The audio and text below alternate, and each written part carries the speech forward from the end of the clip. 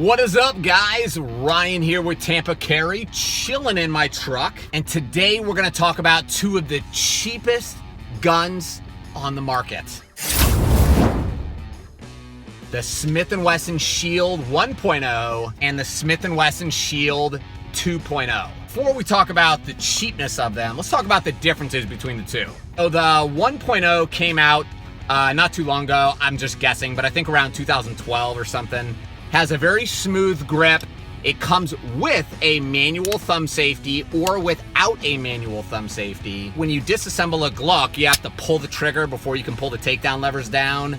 With this pistol, there's actually a lever on the inside that disconnects the sear so that you don't have to pull the trigger. Unless you're not very intelligent, should have made sure that the gun was unloaded before you pull the trigger anyway. However, I have people in my courses all the time that, in fact, I had one a couple days ago that shot himself in the hand because he assumed the firearm was unloaded, and we all know what happens when you make assumptions, right? So it is kind of a cool feature. One of the negatives of the Shield is you see how it has that little trigger safety. So if you grip the trigger up high here, it actually, see that little bar there in the back?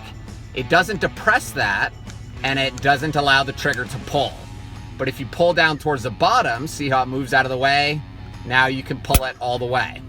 That would have sucked if I'd have shot my truck, but I already made sure it was unloaded. So that's kind of a complaint. You know, I've never really been a person to choke up really high on the trigger. I don't know many people that do. So it's not an issue for me, but some people do complain about that.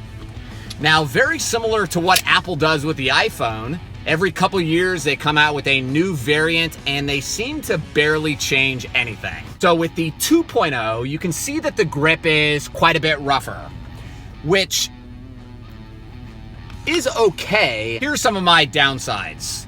When I'm wearing or carrying this gun appendix, it does rub up against my skin, and I almost feel like I would need to wear an undershirt so it doesn't kind of rub my skin raw. I like it rough, but not that rough. And I do notice with this gun, with the 1.0, that when I'm drawing it, sometimes my hands will slip and move as I'm trying to get a good grip because I think the grip is just a little bit too smooth.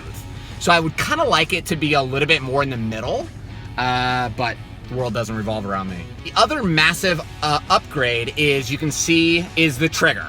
So in the 2.0, they put the Performance Center trigger, and it does feel really nice. It's very smooth. The reset is pretty short. So that's awesome. Compared to the 1.0, which is okay, it just needs to get polished. So honestly, if I took this gun apart, sanded, polished, and stoned that trigger, I can make it feel probably better than the 2.0 trigger. And then the only other upgrade is, you see how there's no slide serrations on the front of the 1.0? And you see these really tiny serrations here?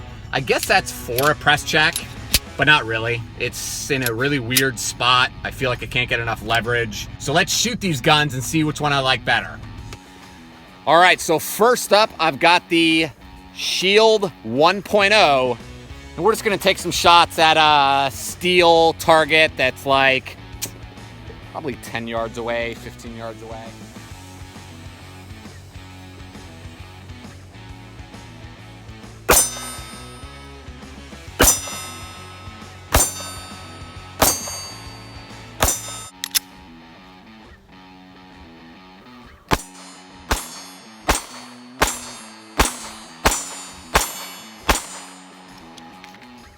Now, you know, the one thing that I never really like about guns is how they come with just really crappy 3-dot sights. Now, these sights are metal, which is, you know, obviously a big improvement from Glock. It drives me nuts that Glock sights are plastic. It would be nice if they just came standard with night sights. I know it's expensive, whatever. I'm a millennial and I want everything, and I don't want to pay any money for it.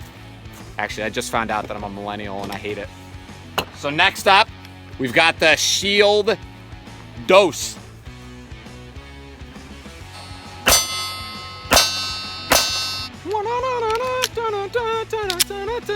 On the super.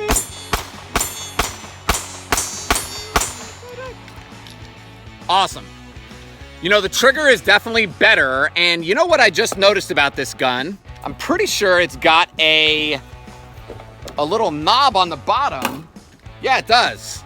So do you see inside of the trigger guard here how it's all just rounded? There's that little tiny deal right there, which I guess is supposed to prevent over travel. In the 2.0, it's quite a bit bigger. So that really stops that trigger from moving and preventing the over travel, which is probably a pretty big factor in why the trigger feels better and why it feels so much easier to shoot. I do like the 2.0. Oh, this is not my gun. This is a gun that Scott, one of my viewers, sent me. So thanks again, Scott, for being awesome. I bought the 1.0 from Palmetto State Armory for $250. And they also have right now the 2.0 version for $350. I mean, that is cheap. That is cheap.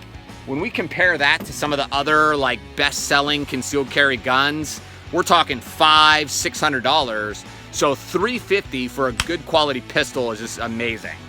Honestly though, if you're on a budget, I would go with the 1.0. It is awesome. Those extra features are nice, but it's not something that you have to have if you want a daily carry gun. Thanks for watching, guys. I love ya. Stay safe, and we'll see you next time.